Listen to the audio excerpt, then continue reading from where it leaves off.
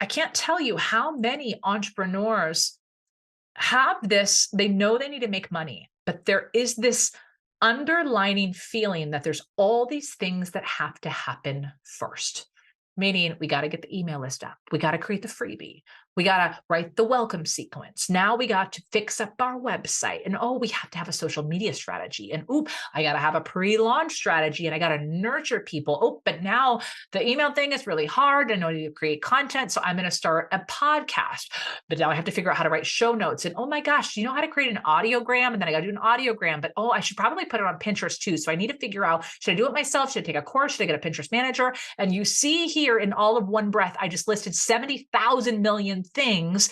It is so easy to all of a sudden be doing all of these things. And I can't tell you how many business owners, specifically in this online space, are piling up all of these activities before they've ever generated a single dollar.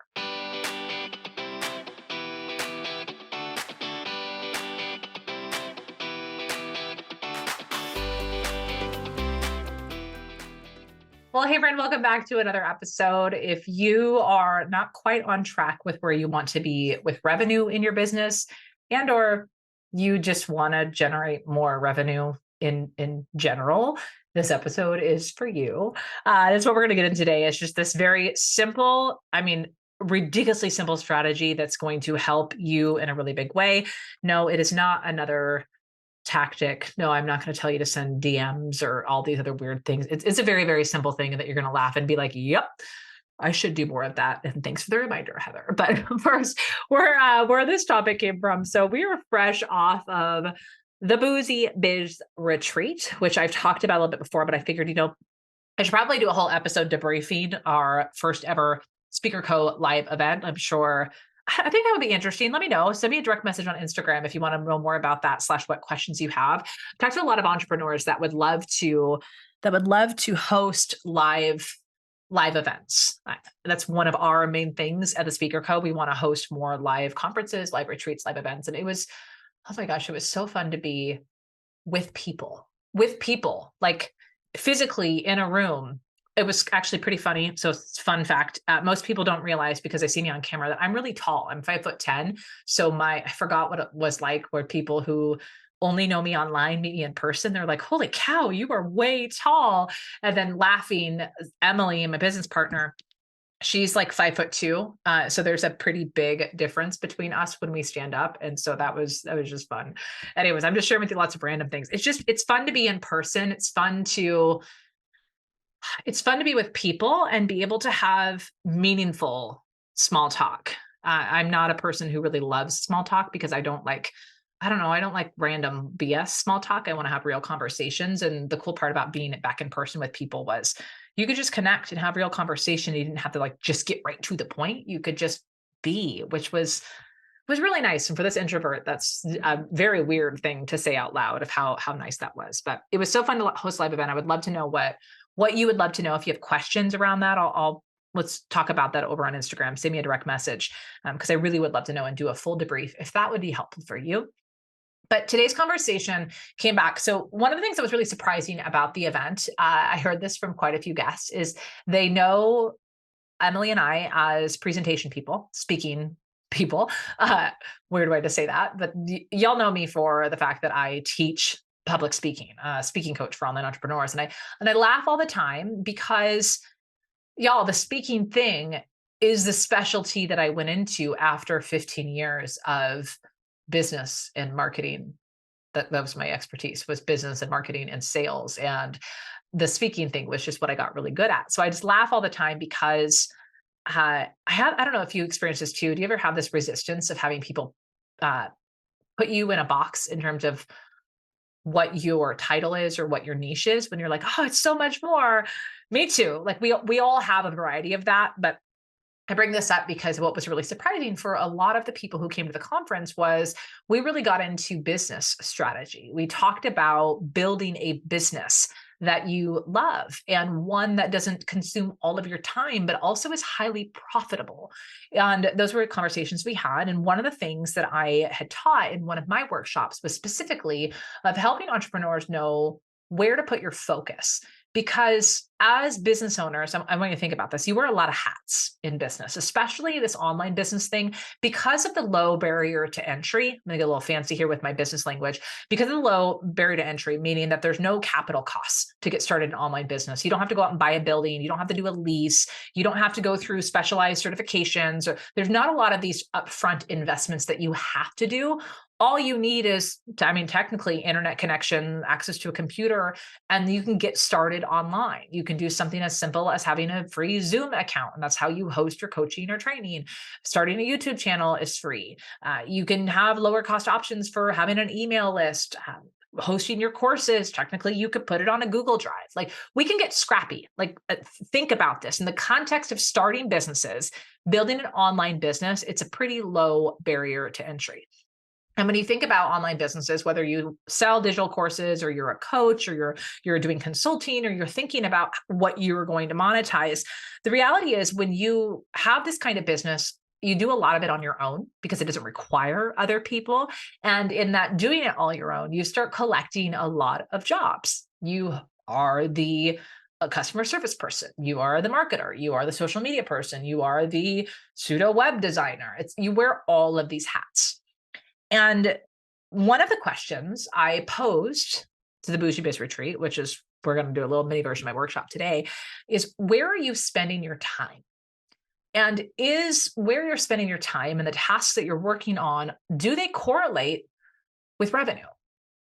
And I know this is so stupidly simple, but I can't tell you how many of the clients that I work with privately and so many of the business owners that are inside our group coaching programs, when we have conversations around money, I can't tell you how many entrepreneurs have this. They know they need to make money, but there is this underlining feeling that there's all these things that have to happen first.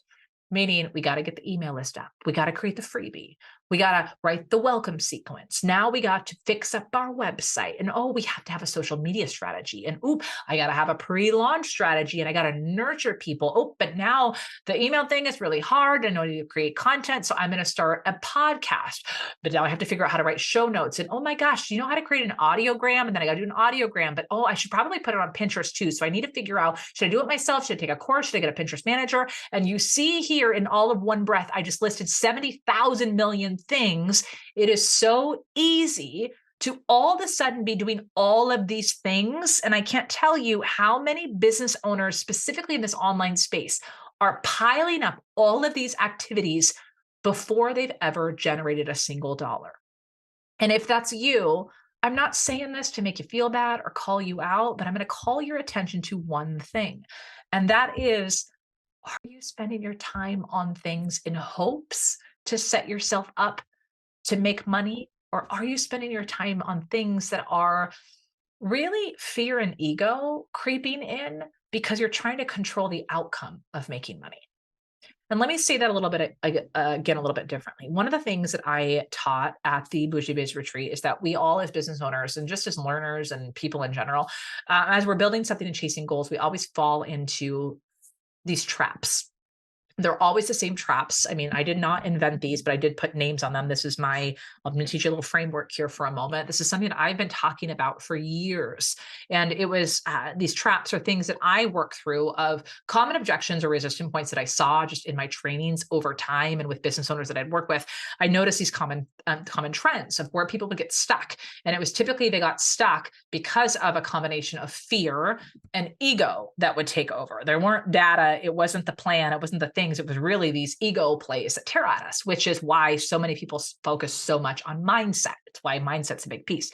Let me just drill down into what the 4 are for you to help you put the picture on this. When you're chasing any goal or you're going through growth or you're learning, you're retraining your brain with new neural pathways and you're learning new things. And in that learning is uncomfortable. So your safety zone comes in and tells you like, oh, this is too hard. Don't do that. And these traps happen. Trap number 1 is the planning trap, where we default in the mode that if I can control things by planning out everything perfectly, the more perfectly it's planned, the more that I have the details in, the more I anticipate all the scenarios, the more I have the plan, then the outcome will be better. If I have the perfect marketing plan, then people will start buying my program. If I had the perfect marketing plan, then I wouldn't have to waste so much time. If I had this great plan for my launch, if I had this plan for launching my website, like plan, plan, plan, plan, plan, raise your hand if you're a planner. My hand is real high. I love to plan. Heck, I plan out everything. I have a preset planning checklist for packing. I have a preset planning checklist every week we go, or every year we go to Central Oregon. I have the plan on there, down to the types of meals we're having every night, because I don't want to argue or have to like coordinate every year which family is bringing what. I plan, because I want to have a better experience. But what we have to be aware of is, as entrepreneurs, when we're chasing goals, is the plan really just us trying to control the outcome. I'm going to put a pin in that. We're going to come back to it. The second trap that I see goes hand in hand, and that is the perfection trap. And this really is about us controlling the outcome, but it comes from a really good place. As entrepreneurs, specifically the ones that I work with, and I would imagine you fall into this category, entrepreneurs that have great experience in their careers. Maybe you had a prior career where you were an executive or a director, or you managed people, or you were really specialized in your field, or maybe that you had a therapy practice or an accounting firm, or maybe you're a lawyer, and all of these things, you have professional experience, but you're pivoting to this online space. What I notice so often is with experts who pivot in the online space, experts really view quality work to the highest regard. And one of the things that we hate, I'm going to say we, because I'm in this category, we hate it when we see people delivering crappy work online or have very little experience, and they're showing up and teaching really basic concepts without a lot of backing. And we're like, oh.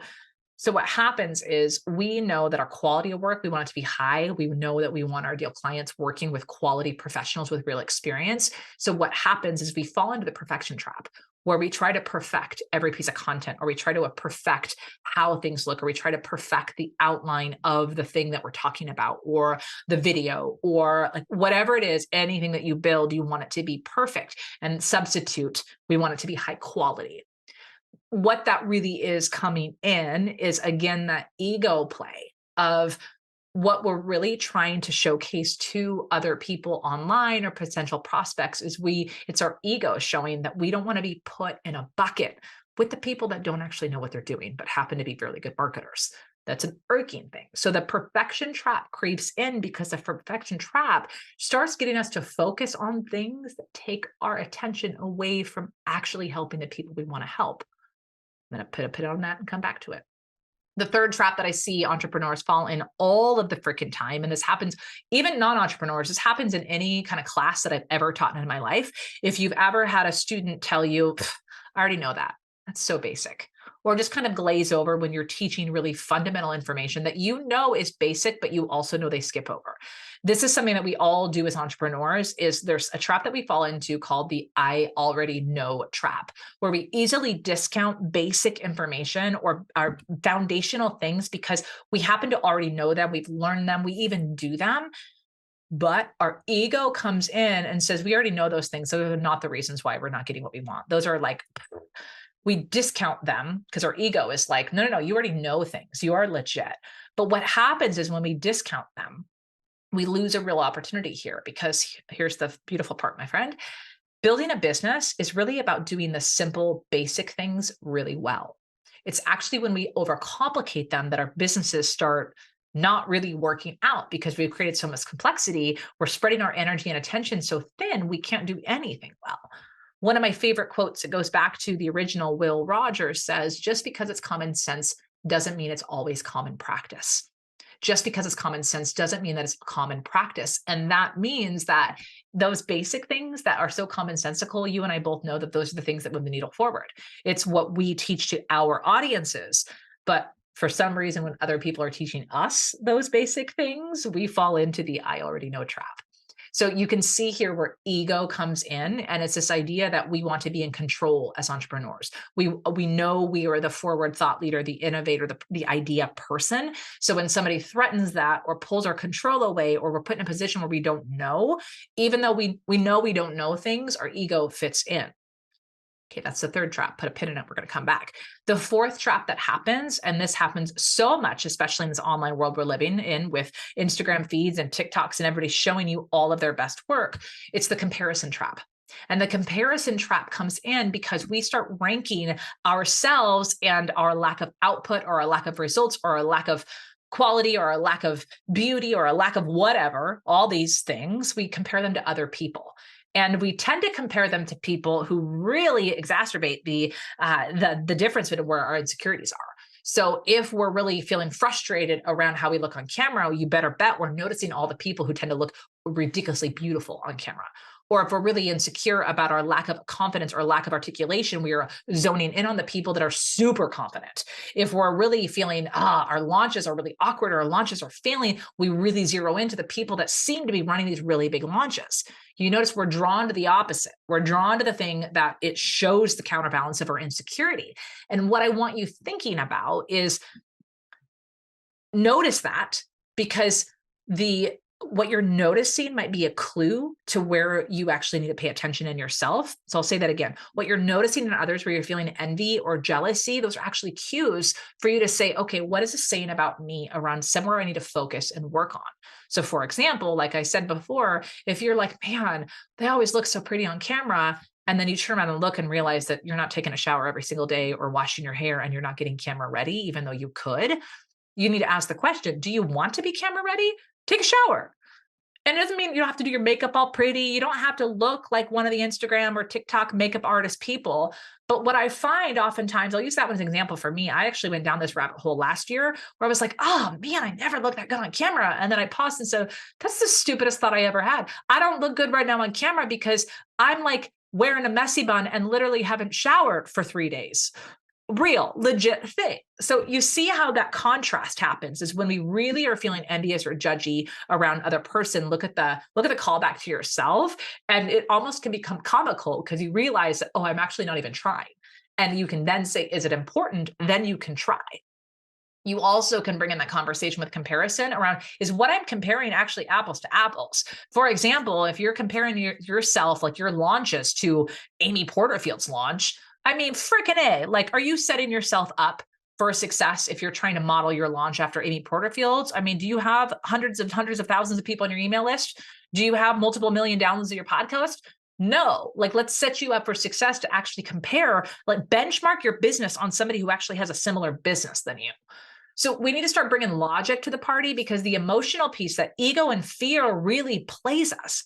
So coming back to it, these traps, the planning trap, the perfection trap, the I already know trap, and the comparison trap, what that does is it points our focus to things that are going to make us feel like we're in control, things that were going to make us feel secure and confident and important. And do you know what those things are? They're all activities that we can quote unquote control. So writing show notes, curating graphics on social, dicking around with writing emails, like all of these things, which sure are a piece of the equation, but you notice all of those are safe tactics that don't go out and make you money out of the gate. These are what we would call the indirect revenue driving activities. These are all the things that, sure, we can justify and say they're important, and sure, and there are a degree that all of these things collectively add up, they're important. But the thing is, if you are not happy with the amount of money you're making in your business, you got to ask the question is, how could you simplify things and go out and make money? When was the last time you talked about your offer with your audience? When was the last time you made an offer to your audience? And if you're thinking like, but I'm not ready yet, like I'm not in launch mode, can you just come up with something and email your audience like, hey, I'm going to open up 3 spots on my calendar next week for X, Y, and Z, and describe it. Don't describe you get an hour with me on the phone. That's not selling. You need to think about what the benefit is. How could they use that hour on the phone with you? But here's the thing. Are you creating more complexities in it than need to be? And I'm not saying redo your business model, please hear me loud and clear. I'm not telling you to like go out and burn down your business and rebuild, but I'm asking you, if you are, let's say you're building a group coaching program or you're building a digital course and you've been in build mode for a long time and you're waiting to make money, what could you do now to make money faster? And it doesn't have to be some hoopla around running a big workshop. You could do that. That's a great way to make money. But could you go out to your list? Could you go to your contacts and say, hey, I'm going to open up some consulting on my calendar? Could you go back and follow up with the people who had a sales call with you 3 months ago, 6 months ago, 12 months ago, and didn't move forward? And instead of tucking your tail between your legs and be like, oh, they hated me, they didn't buy, maybe it just wasn't the right time. Can you approach it and just check in with them and see how they're doing? Could you throw in a bonus, or is there a new, more relevant thing that you can bring to them to circle back and see if it's a fit? If you want to make money, you have to ask for the sale. And I get that it can be uncomfortable, but all you're doing is presenting more opportunities for you to help your ideal customer with the problems they already have, get the transformation they already want. I'm going to say that again. Making a sale isn't about you pushing something on people. It's helping them solve the problems they already have and getting the transformations they already want. So coming back to my very simple strategy to generate more revenue, it's a very simple strategy, a very common sense. And yes, I already know you know this strategy, but as I mentioned before, my favorite quote, just because it's common sense doesn't mean it's always practice. Dang it. That's not the quote. Just because it's common sense doesn't mean it's always common practice. That is a hard thing to say, but just hear me out and get present with yourself. Over the last 7 days, when you think about the things you've worked on in your business, what percentage of them have been you actually asking for the sale? What percentage of those things are you actually talking to people that could be your ideal client? When was the last time you had conversations with your client on the phone? If you're unhappy with the amount of money you're generating right now in your business, I'm going to ask you a really hard question. Is it because you are dead set on using the scalable marketing strategies that the big names are teaching you, and you're just waiting for that strategy to pay off? Or friend, are you getting scrappy and are you hustling a little bit? And a lot of people think hustle is a bad word. I think hustle, you need to hustle when necessary. I think you need a little hint of hustle in your business if you want to make things work. And it's the thing that nobody's talking about. It doesn't mean you need to go burn like all the hours and all the day working all the time. But if you want to make money, you got to work for it, my friend. You need to ask for it. You need to start hybriding some strategies. And instead of just waiting for the launches to work and waiting for things to flow your way, go out and make some sales. And I know I say that and you're like, but it's so hard. If you keep saying it's hard, it's going to be hard. Here's Tough Love Sager coach coming in. If you keep saying that it's hard, but you can't find your people, but it's not working, it's not that easy, Heather. I don't have anything to sell, Heather. All I'm hearing from you, and I'm so sorry, and I say this with love, and if you can't deal with this is not the show for you. Friend, I'm going to tell you right now, if those are the immediate thoughts that are coming to your mind, is it possible that that is why you're not making sales? I'm going to link to an episode on in the show notes here that I talked about the quality of the questions that you ask. And this is where you get to do a little self-coaching right here.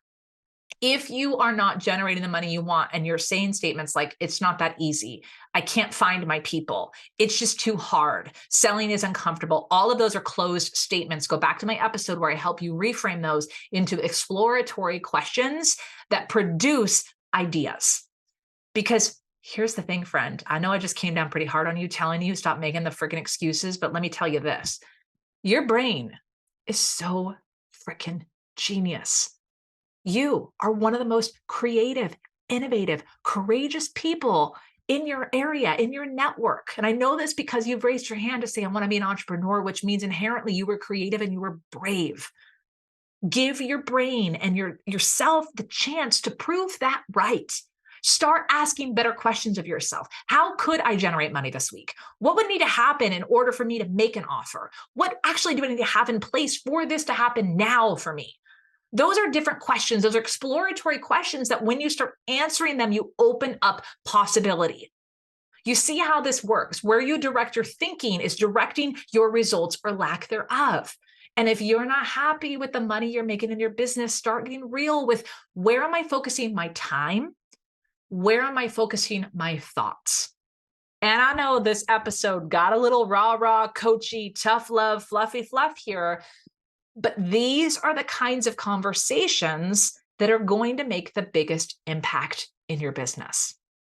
So with that, I'm going to invite you to do a little self-exploration today. With that, I'm going to invite you to really time audit yourself. And you don't have to don't go in the planning trap and go do this whole like big time study thing. If you want to do that, you sure can. But I just want you to look at your calendar and get present and say, where have I been spending my time? Where have I been spending my thoughts? And if you are not where you want to be, could you invite yourself to take a different step? Start with that step of a brainstorm, of asking better questions around how could you ask for a sale now, this week. It doesn't have to be overly complicated. And I know it's not as simple as it could be as simple as I said. There's probably other scenarios that might prevent you from doing this, but what would it look like for you to brainstorm for a moment and say, but what if there was a solution? But what if you could? But what if there was a person? But what if you could DM someone? What if you knew someone? Start asking those exploratory questions. And friend, put a little hustle behind it, because y'all, if you want to make money, you're the only person who can do it. Nobody else can go out and make money for you. You can't outsource it. Contrary to what some people say they do, they're going to build you a funnel. They're going to deliver you 87 qualified leads every month. Friend, you and I both know that the person who's going to generate revenue in your business, it starts with you. And I believe that you can do it. And I want to give you a little encouragement. You have what, 8 weeks, 10 weeks left in the year. We got time. You got 2 months until, if you're taking time off for the holidays, you got 2 months, friend. You can do a lot. We are not done with 2022 yet. So let this be your moment to stand up, look at your goal from the year, see where I'm at, and let this be the time that you start taking action and get something moving. And please come tell me what that thing is. If something from this episode lit a fire under your ass, if you're like, yes, Heather, this is the coaching that I needed, more people need to hear this, can you send me a direct message on Instagram, post this episode, share it in your Instagram stories, add it to your favorite podcast of 2022 list, help us get this message in front of more people. Because friend, I'm imagining that you're similar to the people that you hang out with, that you have more entrepreneurial women that you hang out with that need to be more bold in asking for what they want and asking for the sale and talking about how great they are and telling people how they can help them. Use this episode to declare to your community that you're going to start being more courageous in how you're showing up and be a model for them to do the same. All right, friend, I hope this episode was the tough love and the positive encouragement that you need today to take the next action. I want you to make a lot of money in your business. I want you to feel good in the process. And most importantly, I want you to make an impact in the world. And I hope this episode helped you take a little step closer in doing just that. All right, I'll see you on the next episode.